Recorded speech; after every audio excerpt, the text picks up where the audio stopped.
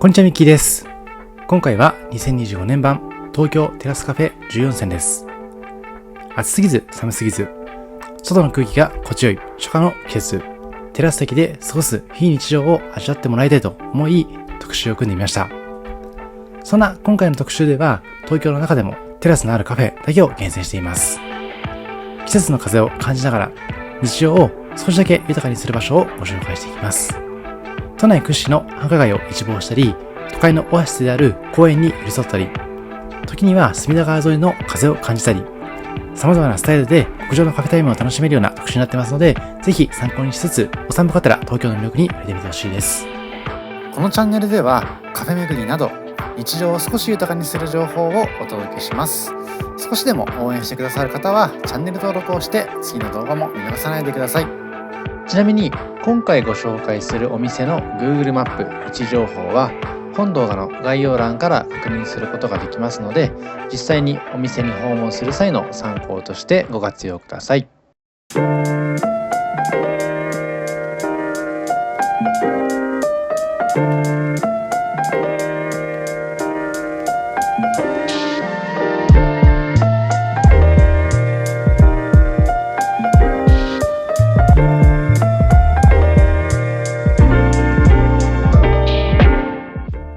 まずはじめにご紹介しますのはガーブ東京。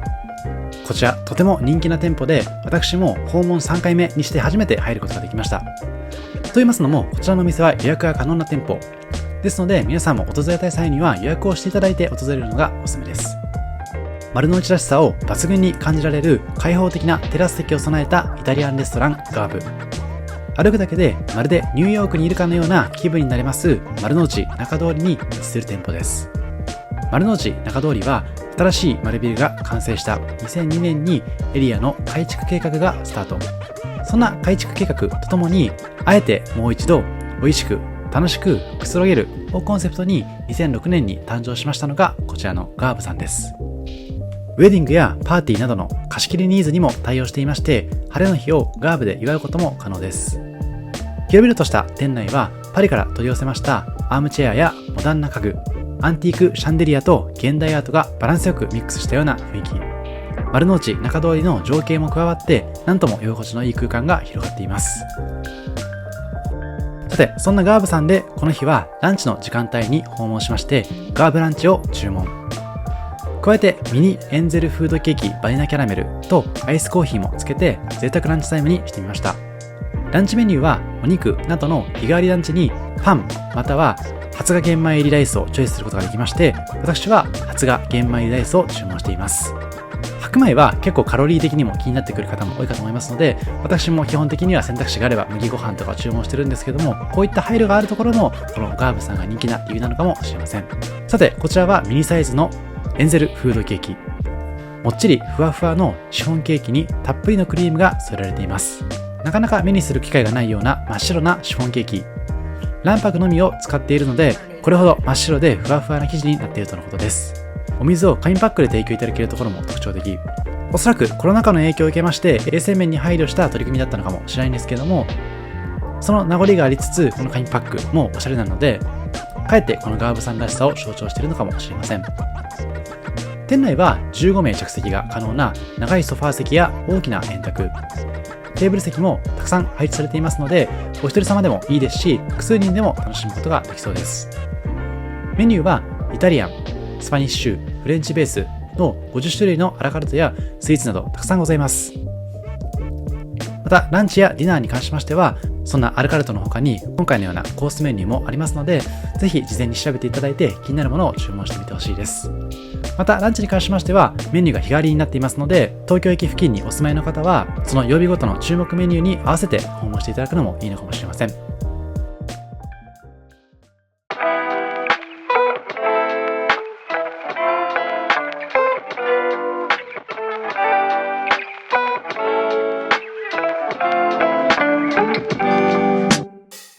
続いては東京ミッドタウン日比谷からビュベット東京。こちらは大人気の店舗になっていまして、知ってる方も多いかもしれません。ニューヨークでも大人気の朝から夜まで楽しめる本格的だけどもカジュアルな雰囲気のフレンチ食堂。まさに最高のご褒美時間を過ごせるような空間です。ヨーロッパや日本で修行を重ね、ニューヨークでこのお店をオープンさせたジョディ・ウィリアムス。一日を通して食べたり飲んだりできる喜びを味わえる場所や環境。誰もがたくさんの料理を友人や家族とシェアして楽しめる空間を作りたいと2011年ニューヨークにオープンしています。カジュアルなワインバーと古き時代のヨーロッパのカフェの融合をコンセプトにしていまして、フランスの伝統的な料理を小さなお皿に凝縮させ提供してくれます。いろんなカフェ行ってますけども、なんとなく海外らしさを感じつつもカジュアルに楽しめる空間としてとてもおすすめです。こちらの日比谷のお店の前にはパリの街角らしく自転車が配置されていたり、テラス席があったりと非日常感を感じることができます。そして中に入りますとご覧のようにフランスらしさを感じるような味わいのあるアンティーク家具や調度品が目に留まり、ノスタルジックで落ち着いた雰囲気を感じます。メニューとしてはさすがオールデイダイニングと言えるほど豊富。モーニング、ランチ、カフェタイムからディナーとどの時間に訪れても選択肢が十分にあります。また生産者とのつながりを大切にして食材を仕入れていまして、信頼できる農家さん、チーズ工房、ベーカリーや焙煎所などから美味しい食材を調達することでこのお店が成り立っています。まず朝からカフェタイムまで時間を問わず楽しめますのはクロワッサン、フィナンシェ、クレープやグラノーラ、ボリュームたっぷりのアボカドトーストやラタトゥイユトースト、フルーツたっぷりのフレンチトーストなど非常に豊富です。他にもスモークサーモンやプロシュート、チーズを組み合わせましたふわふわのスチームエッグやたっぷり野菜サラダたち、いずれも朝から満足感高くいただくことができます。ランチタイム以降に関しましてはステーキやサーモンなどの本格的な魚、肉料理、ディナータイムにはアルコールと一緒に楽しめるようなメニューもたくさん揃っています。そしてカフェタイムや食後デザートもとことんこだわっています。特に人気なのはクリームブリュレとフォークの刺さったインパクトのある見た目ながら、もちろん味の評価も高いチョコレートムース、そしてリンゴがたっぷりのタルトタタンです。まずこの日いただきましたのはカフェミエルというドリンクとクロックマダム。クロックマダムはカンパーニュのパン2枚にハムとチーズが挟まって、上にはたっぷりのチーズ、目玉焼き、ピクルス、生ハムと粉チーズが乗っていまして、トーストされたカンパーニュのカリッとした食感とハムと溶けたチーズの程よい塩加減と目玉焼きのまろやかさがちょうどいいバランス。ボリュームも十分でとても満足できるような一皿になっていました。一緒にいただきましたカフェミエルと言いますのは、蜂蜜の優しい甘さとシナモンの良い香りが豊富なメニュー。ここでのラテアートも含めておしゃれにいただくことができました。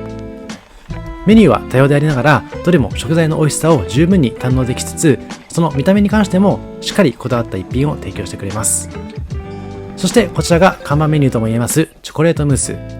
チョコレートムースは上に乗った生クリームとのコントラストがとても美しく、そのフォークが刺さった様子も含めてまるでアートのようにいただくことができます。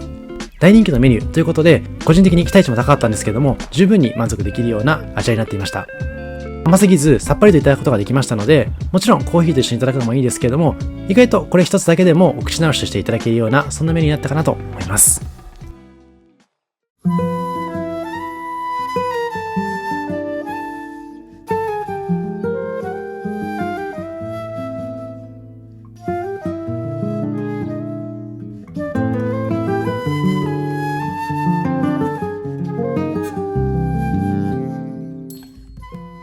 続いてご紹介しますのは OC 東京井の頭パーク。ご覧のように都内屈指の癒しスポット、井の頭公園前にシュガーバタークレープの人気店が誕生しました。今回朝活に訪れてるんですけども、ぜひ OC 東京に訪れるまでの間、井の頭公園の散策もしていただくとより素敵な朝になるかなと思います。代々木上原にありますクレープのお店 OC 東京の第2号店として2024年12月にオープンしたばかりのお店です。店名の O に関しまして少し不思議な形をしているかと思うんですけども、こちらはデンマーク語でオーガニックを意味するオコロギスクから付けられているとのことで、夕方は少し不安なんですけども、そういったイメージをしていただくといいかもしれません。井の頭公園入り口の商業施設 AG 井の頭公園のウエスト棟1階にあるこちらの店舗。都会的な雰囲気の建物と公園の自然が見事に調和していて、木々の緑を楽しみながら開放的な気分でリラックスすることができます。お店に入りますと、コンクリート打ちっぱなしの壁に無垢材のテーブル、鮮やかなブルーの椅子が空間のアクセントになっています。まるで北欧にあるカフェのようなシンプルなのにポップでカジュアルな雰囲気。壁にはさりげなくアート作品も飾られています。フードメニューはとてもシンプル。クレープ、ホームメイド、グラノーラ、ラップ、クレープの3品のみ。モーニングに人気の自家製グラノーラはデンマーク産のオーガニックオートミールやナッツをたっぷり使ってお店で焼き上げています。またそんなグラノーラに一緒に添えられていますジャムは季節のフルーツや野菜を組み合わせて作られた自家製のもの。今回は一番の目玉だったシュガーバタークレープをいただいているんですけども、次回朝活をする際にはそちらのグラノーラもいただいてみたいなと思います。またグラノーラは自然豊かな島根県出雲の木関乳業さんの濃厚で優しい酸味のヨーグルトを使った相性バッチリなメニューです。そして目玉のクレープ。クレープはこだわりの素材で丁寧に作られました圧倒的な美味しさのシンプルなバタークレープ。店頭からも眺めながらクレープが出来上がる様子を確認することができます。ザラメは鹿児島喜界島産の国内産の希少なもの。バターはニュージーランド産グラスフェッドバターを使っていて、素材へのこだわりを感じさせます。またお皿の上には片面をカリッと焼いた生地にザラメを挟んだクレープ1枚とバターのみ。一緒に添えられましたバターは封印せずに一口大に切ってクレープに巻いて楽しむことができます。そんなバタークレープのアレンジメニューとしてこの日はレモンクレープをいただいています。バターの代わりにレモンを添えていただいてフルーティーにいただくことができます。生地は香ばしく、中に挟まれたザラメが程よい甘さとカリカリの食感を加えてくれる不思議なクレープ。見た目もシンプルながらとても美味しいクレープになっていました。また一口ごとに楽しめるよう計算されたこの食べ方。素材そのものの味わいを最大限に活かし、ザラメの甘さ、バターの塩気、そしてもちもち生地の絶妙な組み合わせが抜群な、まさに人生最高クレープと言えるような一品です。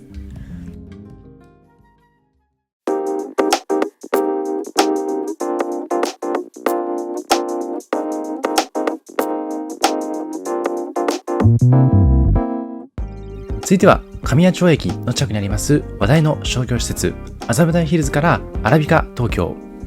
麻布台ヒルズの中にはアラビカ東京の店舗が2つありまして、まずご紹介しますのはビーチ地下1階のアラビカ東京。今回のテラスカフェ特集として推したいのはもう1店舗の方4階のアラビカ東京なんですけれども、実はこちらの地下1階の店舗の方が比較的空いているということもありまして、個人的にはおすすめだったりします。またこちらでテイクアウトをした場合にも中庭の空間だったりとか麻布台ヒルズ全体として外の空気を感じることができる空間や腰を下ろして一息つく空間もありますので、テラスで楽しむといった意味では地下1階のテイクアウトもおすすめになっています。こちらアラビカ東京さん、コーヒー好きな方ではご存知の方も多いかと思うんですけれども、世界中のコーヒー愛好家から熱狂的なファンの多いアラビカ東京初進出の店舗になっています。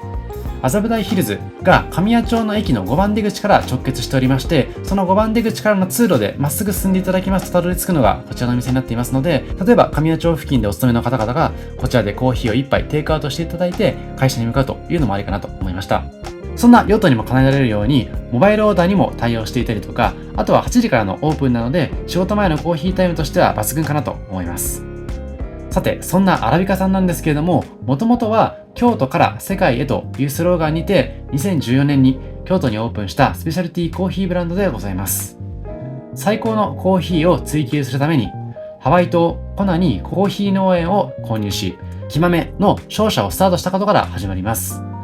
その後日本製の焙煎機や世界最高峰のエスプレッソマシンの代理店になり、世界21カ国に175店舗を運営するまで成長しているとのことです。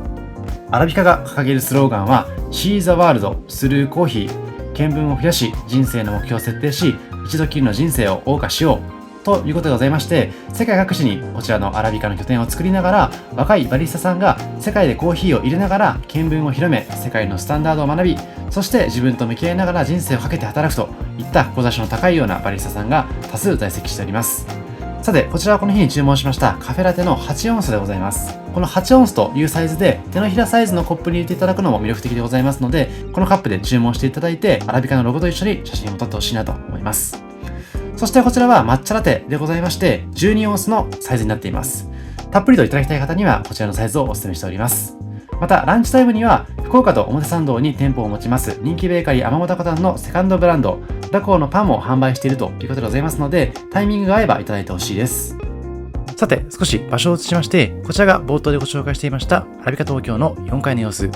こちらの特徴としましては、提供しているメニューはほとんど同じものの、11時にオープンする点と、テラス席をご利用いただけるという点でございます。また、結構行列がいつもできているイメージなんですけども、モバイルオーダーも可能でございますので、可能であればそちらのモバイルオーダーを活用いただくのが良さそうです。ただ、モバイルオーダーに関しましては、アプリが英語仕様だったというところで、日本人にとっては少し使いづらさもあるような感じが今のところしています。もしかするとアプリ自体の改良も今後されていくと思いますので、そうなった際にはアプリを利用したモバイルオーダーもしてほしいです。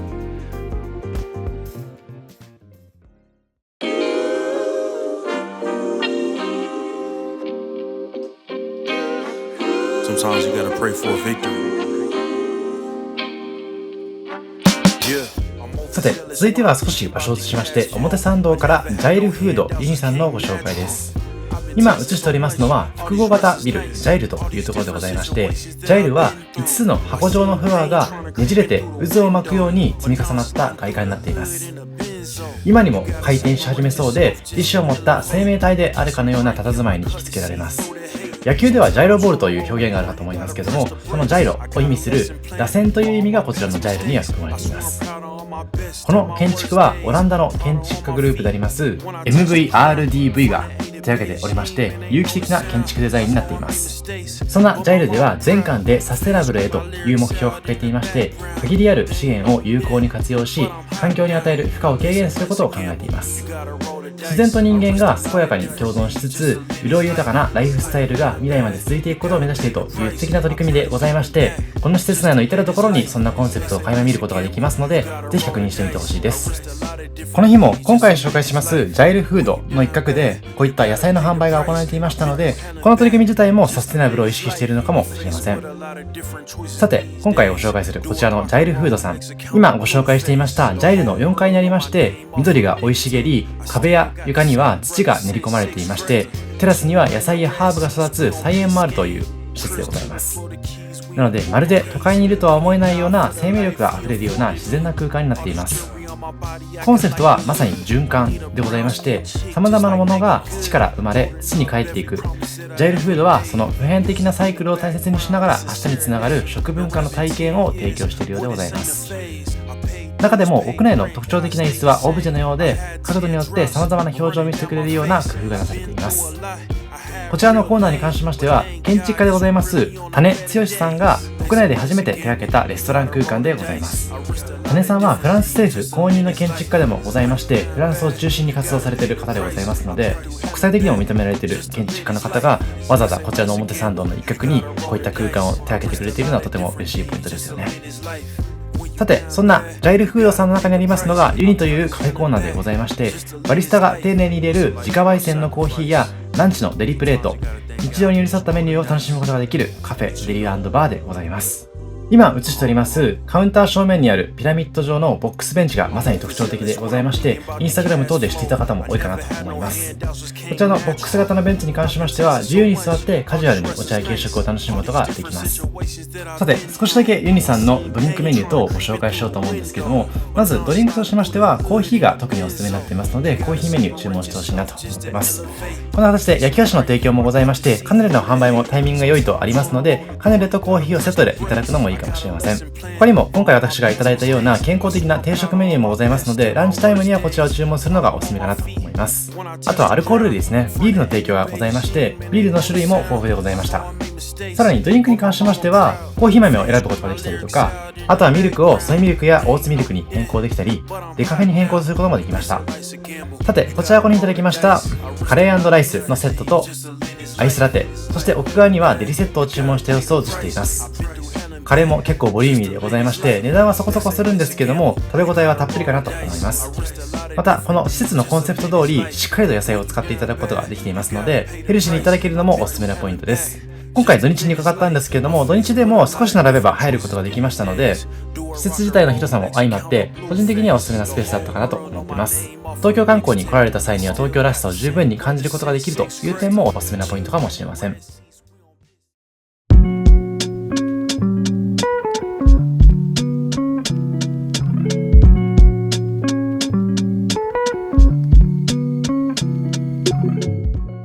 続いてご紹介しますのはブルーシックスコーヒー。こちらは外苑前駅から近いお店になっています。クリーンなスペシャルティーコーヒーと充実したフードやスイーツのメニューを楽しむことができますカフェ。公園の中にあって心にも体にも心地よい空間になっています。場所は国立競技場の真横、都立明治公園の緑豊かなエリアに2024年1月にオープンしています。1階には外の景色を楽しみながらペットも OK なテラス席もあってとても開放的な雰囲気。2階に登りますとさらに自然光を取り込んだとても心地よい空間が広がっています。まず店内に入りますと目の前のカウンターには軽食やおやつにもぴったりな美味しそうなパンたちがずらり、さらに焼き菓子やスイーツもたくさん並んでいます。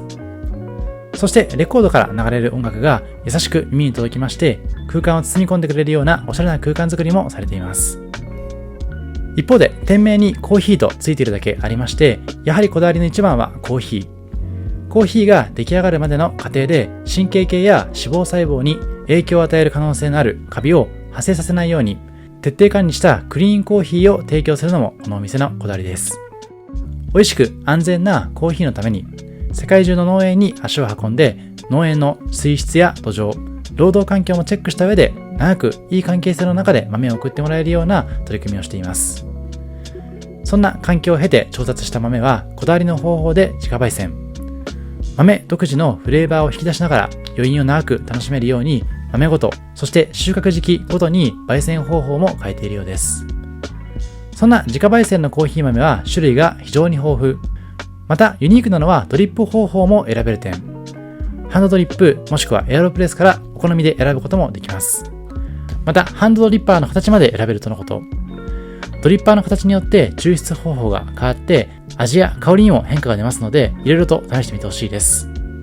もちろん豆の販売もされていますので気に入ったコーヒーの豆がありましたらご自宅用に購入されるのもいいかもしれません。またコーヒーやスイーツ以外にもモーニングやランチ、そして日中のプレートメニューもバリエーションが豊かです。どれも丁寧に作られました満足感の高い一皿。ラインナップとしましてはアボカドと半熟卵が美味しいようなアボカドトースト、フルーツとヨーグルトたっぷりのアサイーボールのセットも人気とのことです。さてこの日はモーニングに訪れましてカフェラテをセットでオーダー。モーニングが出来上がるのを待つ間は先にカフェラテを提供いただきましてほっと一息つくことができます。そんなカフェラテですけどもご覧のようにラテアートのクオリティも抜群。ぜひその香りと味わいだけでなくて見た目も楽しんでみてほしいです。そしてこちらはモーニングでいただいたツナメルトサンド。プレートですのでサラダもつきつつたっぷりのツナにたっぷりのチーズが入って贅沢な断面。口にすると食感も良くて重すぎることなくとても美味しかったです。カフェタイムにはキャロットケーキだったりカヌレが人気とのことだったのでぜひ参考にしていただいて楽しんでいてほしいです。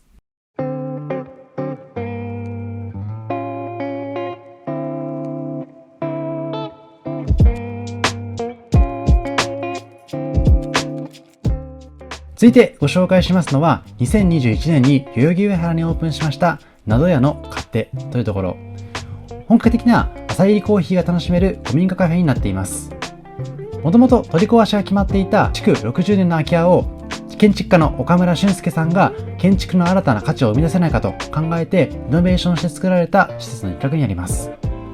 全体がなど屋という名称で展示スペースやコワーキングスペースなどもあります。店名のなど屋の勝手はそのカフェ部分。勝手というのは台所を意味する勝手口を連想させるワードになっています。入り口から一歩入りますと日本庭園のような雰囲気。春には桜、秋にはもみじと季節ごとに彩りを変える植物を楽しむこともできます。外に面したコーヒースタンドで注文し、庭園のテラス席で楽しむことができます。椅子やテーブルには材木が使われていまして、とても優しい雰囲気。庭園のテラス席は15席ほどなので、着実に座ってコーヒーをいただきたい方は早めの時間に行くのがおすすめになっています。コーヒー豆は神保町にあります有名ロースターグリッチコーヒー&ロースターズさんが監修しておりまして、コーヒー好き全員が太鼓判を押す味になっています。グリッチコーヒーさんは銀座にも店舗がありまして紹介していますし、もちろん神保町店もご紹介しています。いずれの店舗に関しましても外国人にも人気が高いお店でございますので、店舗を訪れていただきますと外国人のコーヒーファンの方々がいるのも印象的です。ジョージ、コロンビア、エチオピア、グアテマラなどこだわりの産地から仕入れた複数の種類から選ぶことができます。コーヒーにそこまで詳しくない方でも大丈夫。いくつかのひいた豆の香りからお好みのものを丁寧に店員さんが説明してくれます。その丁寧さの背景もありまして、コーヒーの注文まで少し時間かかってしまうんですけれども、コーヒーを注文するまでの時間もワクワクしながら楽しめるのがこちらのお店の楽しみ方になっています。冒頭でもご紹介しました通り、コーヒー豆はいずれも浅入り。私自身もスターバックスやコンビニコーヒー等も美味しいと感じているんですけれども、こちらでいただけますのは浅入りコーヒー。深入りに比べて浅入りは品質の劣化が早いということもありまして、提供いただけるお店も限られています。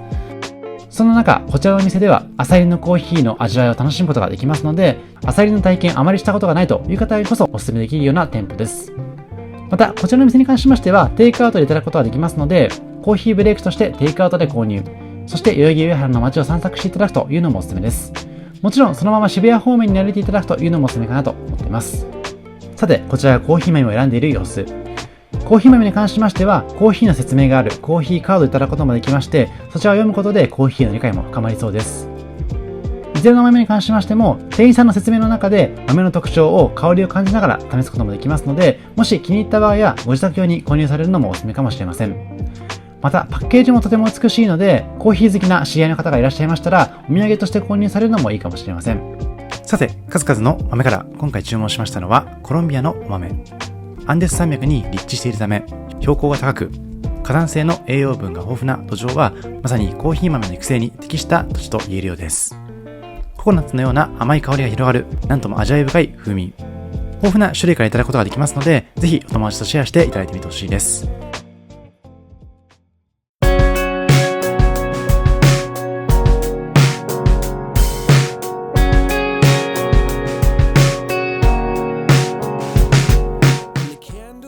続いてご紹介しますのは、2022年4月にオープンしましたオニバスコーヒーの自由が丘店です。過去にも奥沢の店舗をはじめ中目黒の店舗ですとか、少し業態を変えたアバウトライフコーヒーブルーアーズという形で渋谷のお店をご紹介してるんですけども、こちらのオニバスコーヒーさんは一味違った魅力が溢れる店舗です。もちろんこれまでにご紹介した店舗も魅力的でございますので、過去の動画等も確認していただければと思います。さて、そんなオニバスコーヒーさん、自由が丘の近くにあります奥沢に小さなロースタリーを開いてから10年以上、今や東京屈指の人気コーヒーショップとなりまして、私も大好きなコーヒー店です。毎年バレンタインのタイミングではオニバスコーヒーさんのオリジナルパッケージのチョコレートがあって、そのチョコレートにはコーヒービーンズが入っているといった形で、私もお気に入りのチョコレートになっています。そんな魅力的なオニバスコーヒーさん、オニバスというのはポルトガル語で公共バス、語源は万人のためにという意味です。コーヒーショップを社会インフラの一つと捉えているような面白い視点を持っています。実際私も家でコーヒー豆から引いてコーヒーを 3,4 杯飲むようなタイプなので、そんな社会インフラという考え方も非常に納得感がございます。そんなオニバスコーヒーさんといえば、とてもコスパよくスペシャリティコーヒーをいただけるというのが魅力のお店。コーヒー質の木豆を仕入れて、それぞれの個性を生かすために浅入りの自家焙煎にこだわっています。私もこちらのお店のステップといった浅入りの黄色いパッケージのコーヒー豆が好きなので、たびたび購入させていただいています。さて、そんなオニバスコーヒーさんを開いたバリスタの坂尾さんは、まず質の高いコーヒーがあって、レストランのような皿盛りデザートや料理もある。オーストラリアで体験した全てが美味しいカフェをいつか自分でもやってみたかったということから生まれているお店です。そんな言葉通り、ここ自由が丘店ではコーヒーに合わせるフードやスイーツメニューが充実している点が特徴的です。フードに関しましては、平日は朝の9時から2時半まで、土日は朝の9時から2時までになってますので、その点だけご注意ください。もちろんその後5時の閉店までもスイーツをいただくことはできます。バーガーマニア監修のハンバーガーや都内レストランで腕を磨いたシェフパティシエさんが手掛けるスイーツまで、確かに全てが美味しそうな雰囲気でございます。お店はとても人気でございまして、この日も平日に訪れているんですけども、結構満席でございました。ただテラス席があったりというところで、これからの季節は結構過ごしやすいかなと思いますので、店内が難しくてもテラス席でいただくというのもいいかもしれません。店内の内装にはスタッフさんや設計者さんが自ら伐採したといいます静岡県川根本町杉の間の材木を使用することで、木のぬくもりあふれる作りで心がほっと落ち着くような空間を作り上げてくれています。座席は店内ですとソファー席があったりとくつろぐこともできるのも魅力的です。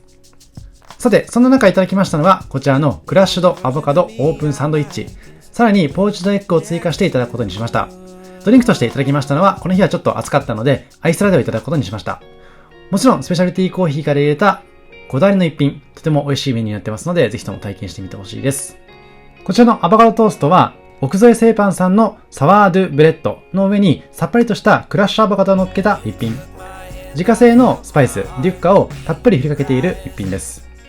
他の種類のオープンサンドもございましたし、ブリトーの提供があったり、フムスの提供があったり、サラダやスープの提供もございました。写真付きのメニューはなかったんですけれども、例えばインスタグラム等で事前に調べていただいて気になるメニューがありましたら、お店で実際に注文していただくのも良さそうです。ちなみにモーニングメニューとしましては、グラノーラもしくはトーストから選ぶことができまして、11時までの限定メニューになっていましたので、朝いただきたいという方はそちらも参考にしていただければと思います。ブランチのメニューとしましては、先ほどご紹介しましたハンバーガーとかフィッシュバーガーがおすすめです。さらにキッズメニューの提供があったりとか、しょっぱい系のメニューですとミックスフライドポテトとかひよこ豆のファラフェルみたいなメニューもございましたので、そちらをコーヒーと合わせていただくのもいいかもしれません。またアルコールメニューの提供もございましたので、お店の営業時間こそ夕方までなんですけれども、朝もしくは昼からアルコールをいただきたいという方のニーズにも応えられるような店舗になっていました。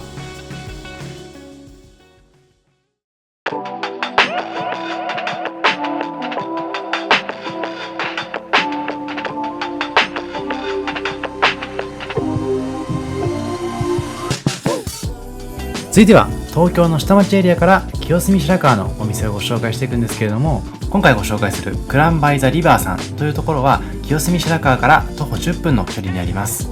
ただですね、こういった川の景色を眺めながらとても開放感あふれる東京下町の魅力に触れながら訪れることができますので、ぜひとも天気がいい日に計画して訪れてほしいようなお店でございます。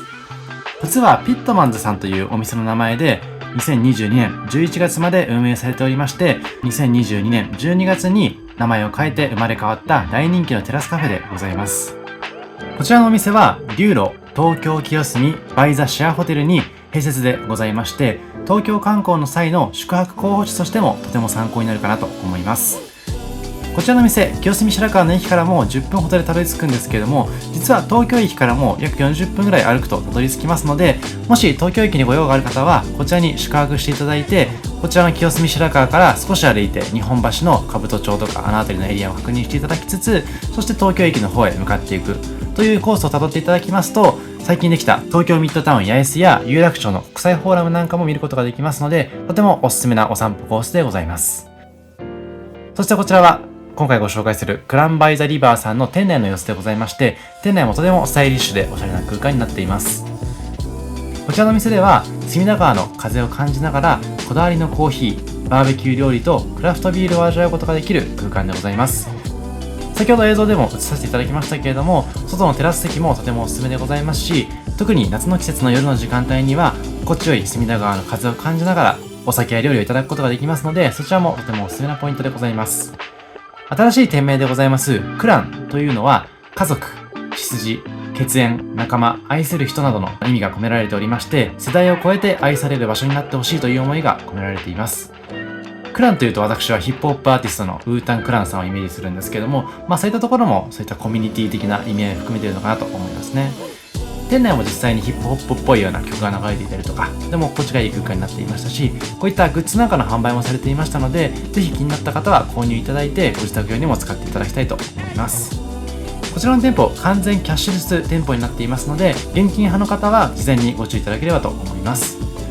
さらにこちらのお店は朝から晩までオールデイで楽しめるのが魅力になっているんですけども、個人的なおすすめはモーニングでございます。7時からオープンしていますので、朝活をしてから隅田川を散歩して出社するといった優雅なルーティンも可能なお店でございます。朝食メニューは9時半までになっていますので、なるべく9時前以外には訪れてほしいなと思いますので、ちょっと遅く起きた日にはモーニング以外のランチメニューなんかを頼んでいただくといいかなと思います。そしてこちらはこの日にいただきましたアメリカンワッフルプレートとラテでございます。通常のホットコーヒーとをつけていただく場合にはワッフルプレートの込みの値段でいただくことができるんですけども、ラテに変える場合は今回注文したように330円プラスでかかりました。で、このワッフルにスクランブルエッグとサラダとヨーグルトとソーセージ、あとバナナとイチゴがついたとても贅沢なメニューになっています。ちなみにこちらのお店は以前に浅草蔵前編でご紹介させていただきました蔵前のリーブスコーヒーロースターズさんの豆を使っておりまして、こちらのお店もコーヒー好きならおそらく知っているであろうとても美味しいコーヒーになってますので、ぜひ今回頼んだラテのようにコーヒーメニューを頼んでほしいなと思います。他にも同じく蔵前のベーカリー、そちらも以前の浅草編の動画でご紹介させていただいたんですけども、ちがやさんのパンもいただくことができますので、気になる方はぜひそちらの動画も確認してほしいなと思います。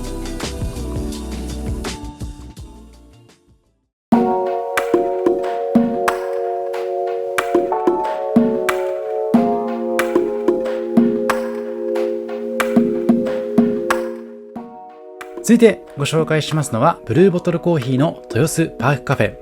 こちらはブルーボトルコーヒーの中でも高輪ゲートウェイの新店舗に次いで2番目に新しい店舗になっています。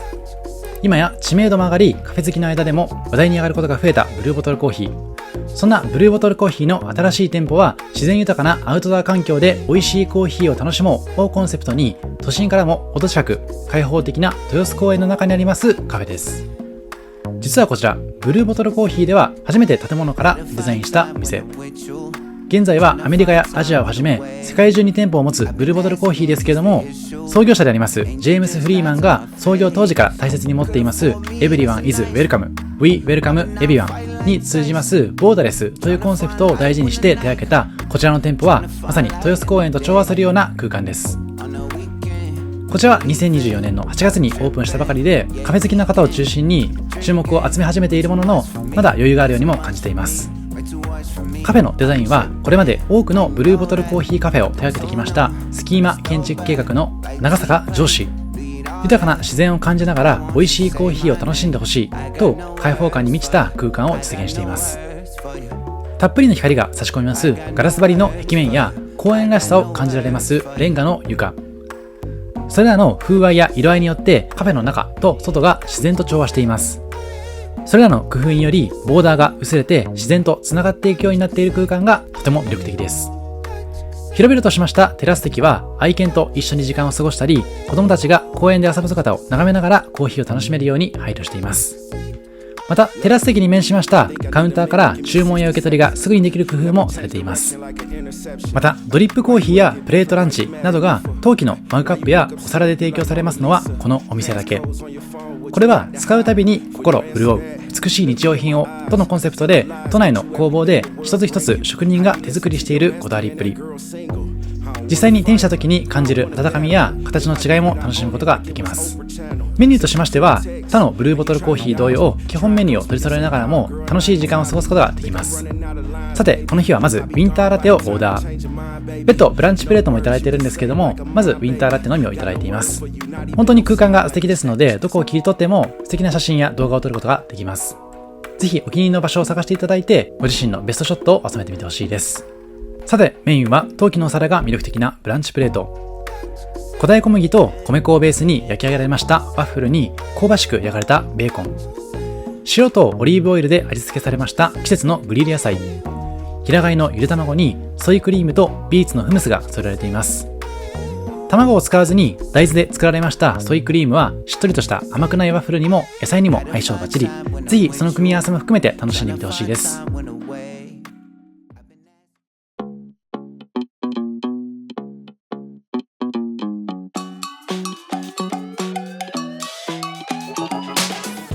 続いてご紹介しますのは、卵好きが卵好きのために作った LA ナンバーワンの卵料理専門店エッグスラット。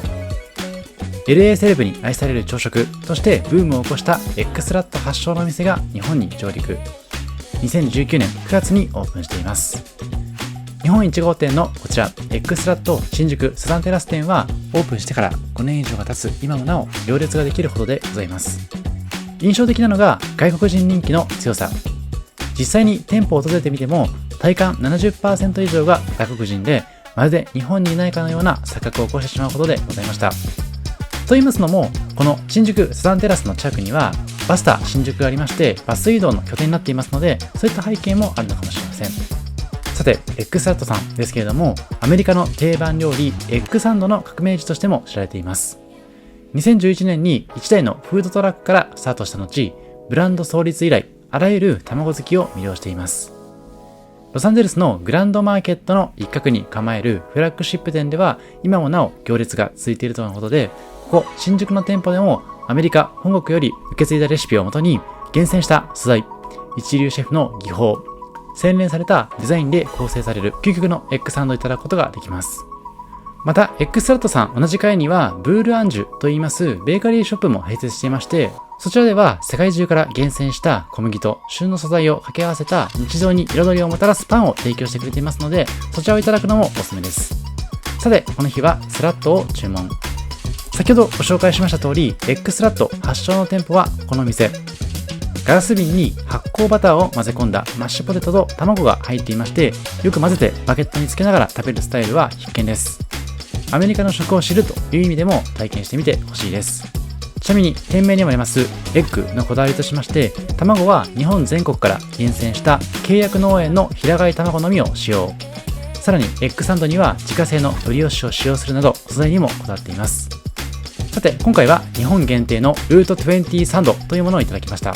実はそばに映っています将軍バーガーさんとのコラボ商品もいただいたんですけども、残念ながらそちらは8月末で終了してしまっています。さてこちら日本限定のルート20サンド、とろけるくらいに仕上げられましたスクランブルエッグと絶妙な火加減の半熟目玉焼きをダブルで堪能できる一品。ここでしか味わえないサンドになっていますので、余裕があればぜひこちらもお楽しみください。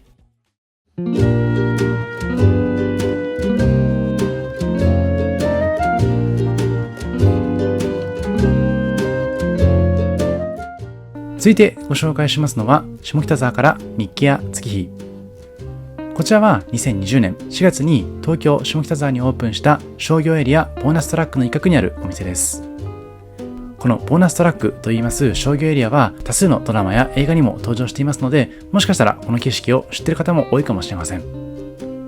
東京下北沢の静かな路地に佇む小さな日記専門店日記屋月日。日記の魅力を伝える拠点としてオープンし、わずか5坪の空間に新品、古本問わず古今東西の日記本が並んでいます。この建物の中に飲食スペースはないんですけれども、建物の側面にベンチがあったりとか、そもそもボーナストラック自体にも飲食スペースがありますので、購入されたコーヒー等のドリンクに関してはそちらで楽しむことができます。そして店内には著名な作家の手記から無名の人々が綴った日常の記録まで多彩な日記が揃っています。読むことで他者の人生を垣間見ることができ、書くことで自分自身と向き合う、そんな日記の奥深さをこのお店は静かに伝えてくれています。店長であります栗本さんは日記を書くことの意義をこう語ります。日記は書くことで自分の感情や思考を整理し、日々の出来事を深く味わう手段。彼自身も日記を愛し、その魅力を多くの人に伝えたいと考えていることから、こういったお店が誕生しています。なお、この日記屋月日では日記帳や関連グッズの販売も行っています。また年に一度日記祭というイベントも開催されているようで、日記の魅力を広めるような活動も続けているようです。ぜひ店内に入っていただいて、その日記の世界観を感じてみてほしいです。日記を書くこと、読むこと、それぞれの魅力を広めるような空間で、毎日飲みたいコーヒーやビールを提供してくれています。さて、コーヒーは代官山のカフェファソンさんの豆を使ったオリジナルブレンド、中入りの大田ブレンド、深入りの北沢ブレンドが提供されていまして、いずれも異なる魅力を提供してくれています。この日は夏場に大田ブレンドのアイスコーヒーとアイスカフェラテを注文しています。この素朴な感じでロゴも素敵でございますので、ぜひ訪れていただいて、このボーナストラックと一緒に散策してみてほしいです。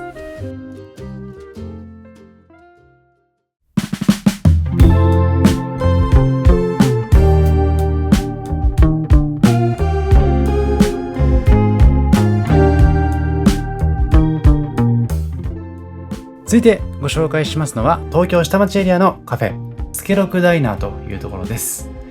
九段下の人気ベーカリーファクトリーで有名な飲食グループエピエリの運営する浅草のおしゃれカフェになっています。ファクトリーさんは以前の動画でもご紹介していますので、よかったらそちらも確認していただければと思います。隅田公園の隣、スケロク夢通りの一角にあることから由来して付けられたスケロク、そして添えられたダイナーという言葉は、つまり食堂という意味でございます。そんな意味が込められた名前からも分かります通り、浅草の街の暮らしの中に息づく地域密着の食堂として愛されています。川沿いに立地している店舗を横目に東京スカイツリーも見えますので、テラス席を利用する際はフォトスポットとしてもおすすめでございます。もちろん店内入っていただきますと、こういった形でインテリアにもこだわったおしゃれ空間が広がっていますし、今1階の様子を映しているんですけども、1階の空間以外にも入り口付近にあるテラス席ですとか、2階に上りますとソファー席に加え開花を眺められるような空間になっていますので、いろいろなアングルからの魅力を感じることができます。もちろんお店はダイナーという名前がついています通り、フードメニュー、ドリンクメニューもとてもおすすめでございまして、アボカドトースト、吸盤サンドイッチ、スイーツなど、どれもこだわりと工夫が詰まった自慢の一品を堪能できるのがおすすめなポイントでございまして、おしゃれな映え空間とともに満足すること間違いなしかなと思います。おそらく皆さんもご存知の通り、浅草自体が観光スポットになっていますので、土日になりますとこちらもとても混むんですけれども、今回平日の朝にモーニングのタイミングで訪れていますので、比較的席にも余裕があったかなと感じています。ちなみに3階映してないんですけれども、3階にはパン工房が併設されておりまして、九段下のファクトリーさんさながらの天然酵母パンを出来たてで提供するための土壌が作られているところも伺うことができます。浅草のお店でございますので、和な雰囲気を感じつつも洋風なインテリアに囲まれていますので、そういったアーティスティックな空間を楽しむという意味でもおすすめかなと思います。あと他の店もそうなんですけれども、基本的に浅草のお店は英語が堪能な店員さんもとても多いので、外国人の方でも心地よく過ごすことができるかなと思います。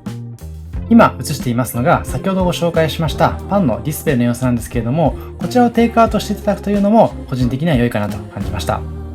そんな中、この日に伺いましたのはモーニングでございまして、モーニングメニューは今映していますメニューの中から8時から11時まで提供されています。なので仕事前にサクッといただくのはもちろんのこと、少し遅く起きても間に合うくらいの時間まで提供されているのも嬉しいポイントでございます。例えばこの付近のホテルに泊まった場合でも11時までやってますので、10時にチェックアウトして訪れるというのもギリギリ間に合うかなというところです。いずれにしてもできるだけ自家製のものをコンセプトに提供されるメニューはどれも注目でございまして、基本となるモーニングセットはベーグルと自家製グラノラとミルクにコーヒーがついた満足メニューでございます。続いてワンプレートモーニングでもありますアボカドトーストもあるんですけども、この日にいただきましたのはこちらのイングリッシュブレックファストインアパンでございます。パンというのはフライパンの意味ですね。目玉焼き、自家製ソーセージ、自家製ベーコン、焼きトマト、青菜、マッシュルーム、ベイクドビーンズにトーストがつきまして、朝から満足すること間違いなしかなと思います。さらに野菜のバランスもいいので、ボリュームがある見た目に反しまして、ペロリと食べられるところも魅力的になっていました。お好みに応じて調味料をかけていただくこともできますし、ドリンクメニューも非常に豊富でございますので、お好みのドリンクと一緒にこれらの豊富なメニューの中からモーニングセットを頼んでいただいて、心地よい朝を始めていただければと思いました。また、もちろんテイクアウトでも利用できますので、浅草街歩きにも最適です。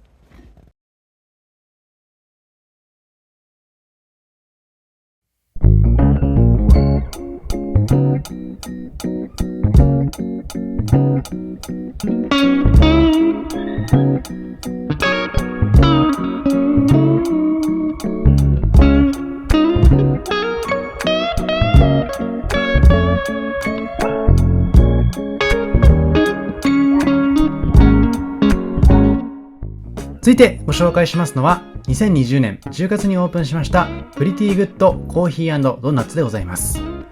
日本でも数少ない揚げたてのドーナツが楽しめますプリティグッドさん。こちらも朝8時からやってますので朝活にもおすすめです。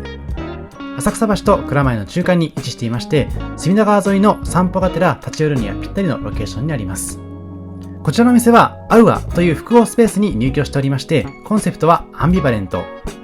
アンビバレントと言いますのは、相反する感情や価値が同時に存在することを示しておりまして、人それぞれ正解や良いという感性が違うように、会う人にとってこちらのアウアは体を休めるホテルであり、ある人にとっては都会の余白、またある人にとってはとっておきのカフェタイムを楽しめる場所であり、ある人にとっては人と出会える交流の場所、そんなイメージを体現しているような場所になっています。そんな素敵なコンセプトのアワーアワーさんを手掛けていますのがジャモアソシエイツさんです。座席は全部で30席とのことで、とても多いというわけではないんですけれども、座席自体がとても広々としていますので、思っている以上にゆったりと過ごせるかなと思います。またソファー席等もありますので、意外と複数人で訪れた場合にもゆったりと過ごせます。また電源や Wi-Fi も完備していますので、ドーナツを片手に作業もすることができそうです。またこちらのアウアさんは長年カバンの製作や修理に携わってきた企業が業態変更しているということでございまして、2019年にホテルをオープン。こちらの店はその一部としてその翌年にオープンしています。ホテル自体もとてもおしゃれになっていまして、結構カジュアルな雰囲気になっているので、アートも感じることができますし、おしゃれでありながらもどっかくつろげるようなそんな空間作りがされているなと感じました。もちろん、店名の通り、コーヒーとドーナツが注目ですけれども、自家製食パンで作りますサンドイッチや全国各地のクラフトビールなど、多種多様なメニューが提供されているとのことです。ちなみに、マーケティング担当の宮林さんという方によりますと、ドーナツとコーヒーを店の看板商品に選んだのは、この辺りが昔から続く問屋街で、働いている方や住人の方の年齢層が幅広い点に注目したとのこと。そういった環境を踏まえると、どの世代にも愛されますスタンダードなスイーツでありますドーナツがぴったりだと考えたところから始まっています。